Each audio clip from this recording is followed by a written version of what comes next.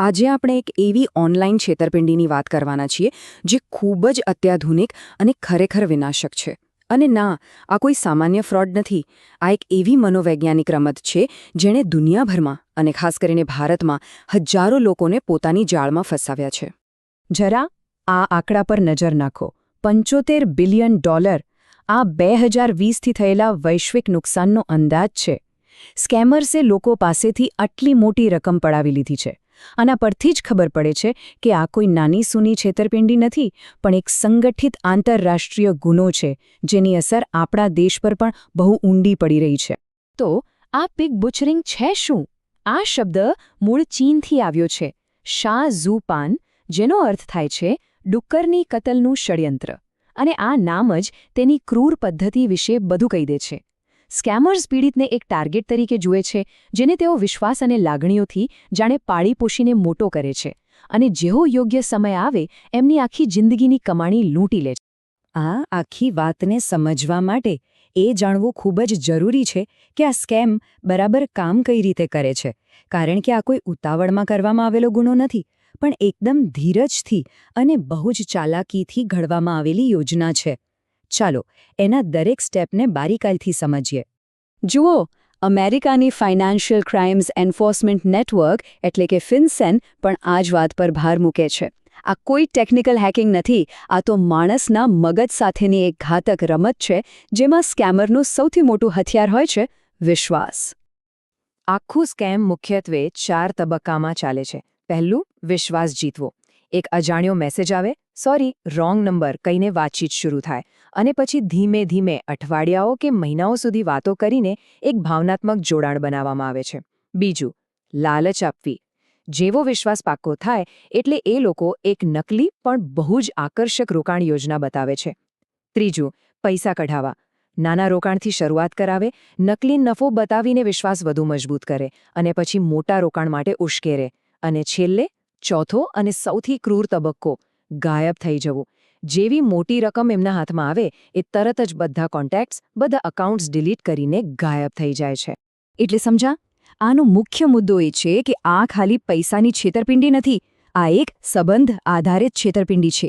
એમાં રોમાન્સ સ્કેમની ભાવનાત્મક ચાલાકી અને ઇન્વેસ્ટમેન્ટ સ્કેમની આર્થિક લાલચ, આ બંનેનું એક ઘાતક મિશ્રણ છે.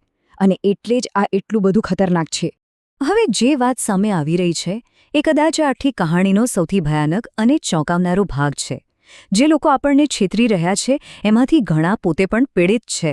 ચાલો આ ફ્રોડ ફેક્ટરીની અંદરની હકીકત પર એક નજર કરીએ. આ સ્કેમ સેન્ટર્સ, જે મોટેભાગે મ્યાનમાર અને કંબોડિયા જેવા દેશોમાં છે, એ ખરેખર તો આધુનિક ગુલામીના અડ્ડા છે. અહીં કામ કરતા મોટાભાગના લોકો માનવ તસ્કરીનો ભોગ બનેલા હોય છે.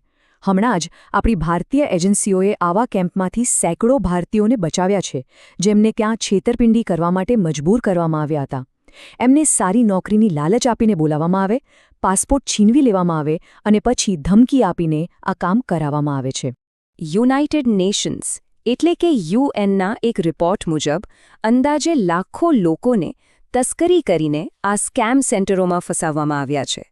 આ આધુનિક ગુલામીનું એક એવું ભયાનક સ્વરૂપ છે જે આ વૈશ્વિક સ્કેમ પાછળની માનવીય ટ્રેજેડીને આપણી સામે લાવે છે.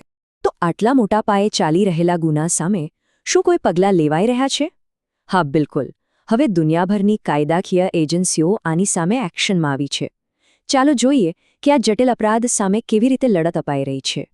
જેમ અમેરિકામાં FBI છે, એ જ રીતે ભારતમાં પણ Indian cyber crime coordination centre એટલે કે I4C અને રાજ્યોની પોલીસની સાયબર સેલ આંતરરાષ્ટ્રીય એજન્સીઓ સાથે મળીને આ નેટવર્કને તોડવા માટે સક્રિયપણે કામ કરી રહી છે.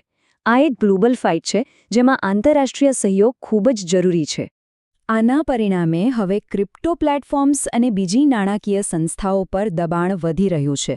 હવે એમને શંકાસ્પદ વ્યવહારો પર બારીકાઈથી નજર રાખવી પડે છે, ગ્રાહકોની ઓળખ માટે વધુ કડક KYC નિયમો લાગુ કરવા પડે છે અને આંતરરાષ્ટ્રીય તપાસમાં પૂરો સહયોગ આપવો પડે છે. ઠીક છે, આ બધી વાત તો થઈ સ્કેમ વિશે. પણ સૌથી અગત્યનો સવાલ, આપણે પોતાને આનાથી બચાવી કઈ રીતે શકીએ? ચાલો હવે કેટલાક નક્કર પગલાં અને ચેતવણીના સંકેતો પર ધ્યાન આપીએ. આ ચેતવણીના સંકેતો એટલે કે રેડ ફ્લેગ્સ પર ખાસ ધ્યાન આપજો. જો કોઈ અજાણી વ્યક્તિ ઓનલાઈન બહુ ઝડપથી નજીક આવવાની કોશિશ કરે, જો કોઈ રોકાણ માટે સતત દબાણ કરે અને ગેરંટી સાથે ઊંચા વળતરના વચનો આપે, જો એ લોકો હંમેશા ક્રિપ્ટોકરન્સીમાં જ પૈસા મોકલવાનું કહે અને જ્યારે તમે પૈસા પાછા માંગો ત્યારે વધુ ટેક્સ કે ફીના બહાને બીજા પૈસા માંગે, તો સમજી જ જજો કે કંઈક ગડબડ છે. તરત જ સાવચેત થઈ જાઓ. અને ભગવાન ના કરે પણ જો કોઈ આ જાળમાં ફસાઈ જાય તો સૌથી પહેલાં તો ગભરાવાની કે શરમ અનુભવવાની કોઈ જ જરૂર નથી. તરત જ સ્કેમર સાથે બધી વાતચીત બંધ કરી દો. ભૂલથી પણ એમને બીજા પૈસા ના મોકલતા. અને સૌથી અગત્યનું, તરત જ ભારત સરકારની રાષ્ટ્રીય સાયબર ક્રાઇમ હેલ્પલાઇન નંબર 1930 પર ફોન કરો અથવા cybercrime.gov.in પર ઓનલાઈન ફરિયાદ નોંધાવો. તમે જેટલી જલ્દી જાણ કરશો, મદદ મળવાની શક્યતા એટલી જ વધી જશે. છેલ્લે, આ એક મોટો સવાલ આપણી બધાની સામે છે.